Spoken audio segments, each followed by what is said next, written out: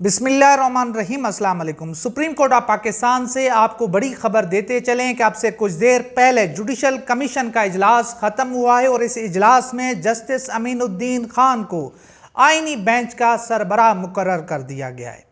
इससे बड़ी अदलिया की बेतौकीरी, आज अदलिया को मुकम्मल तौर पर ख़त्म कर दिया गया है। वो जो आज़ाद अदलिया का ख्वाब था उसके ऊपर आप फातिह पढ़ लें, आप उसके ऊपर कुलखानी करवा लें, आप उसके ऊपर 40वां करवा लें। आज जो अदलिया है वो मुकम्मल तौर के ऊपर इस्टेब्लिशमेंट ताकतवर हलकों के हवाले कर दी गई है। इन जजेस की अब औकात जो है चौथे स्केल के मुलाजमों से कम नहीं है। ये अपनी मराहत की खातिर, अपने प्रोटोकॉल की खातिर आज ये खड़े नहीं हुए, आज ये बोले नहीं हैं।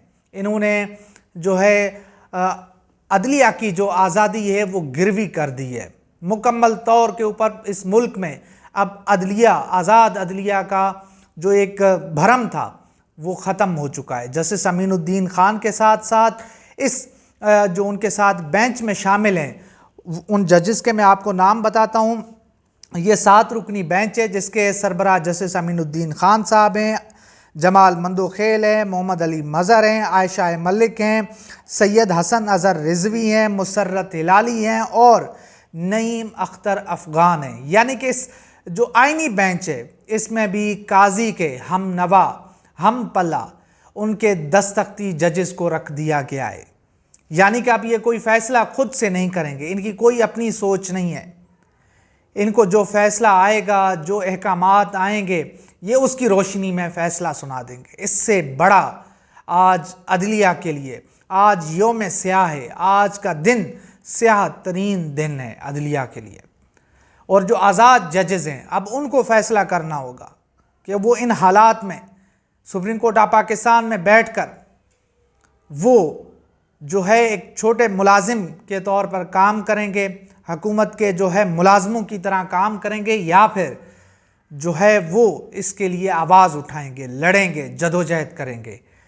तो देखते हैं कि ये सूरत हाल किस तरफ जाती है। एक और ख़बर आई वो ये है कि चीफ जस्टिस याह्या आफरीदी ने अमीनुद्दीन खान की बतौर जो है आईनी बेंच के सरबराह की मुखालफत की है। अब ये क्या मामला है कि आया कि chief justice Yahya Afridi wicket की दोनों तरफ खेल रहे हैं या फिर वाकई उन्होंने एक जो है अपना स्टैंड्स लिया है।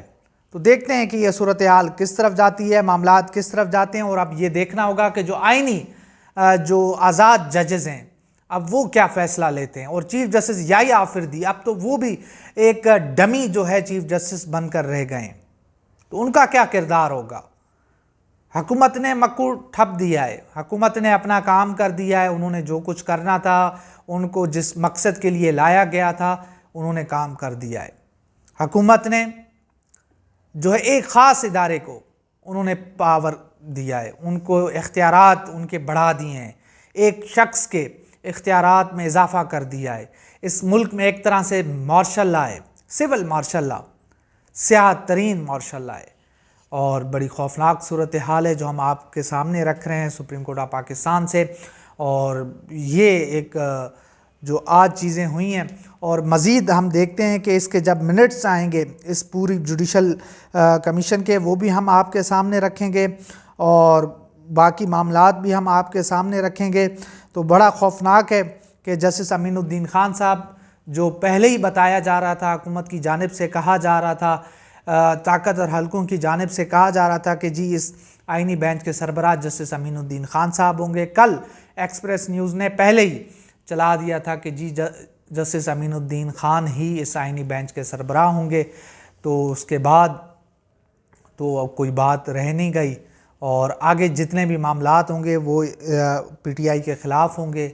जितने केसेस आएंगे आप देखेंगे कि ये जो मामला है ये बेयकीनी की तरफ बढ़ रहा है, बहरानों को जन्म लेगा, मज़ीद जंग बढ़ेगी, मज़ीद अफरा तफरी होगी, मज़ीद जो है मुश्किलात होंगी। अब वो जो वकला हैं जिन्होंने जो है तहरीक का ऐलान किया है, अब उनको भी जल्दी दिखानी होगी। और उसके साथ साथ ये जो आज़ाद जजेस बैठे हुए हैं, अब इनका कोई मकसद नहीं है कि ये अब इन ओहदों पे रहें।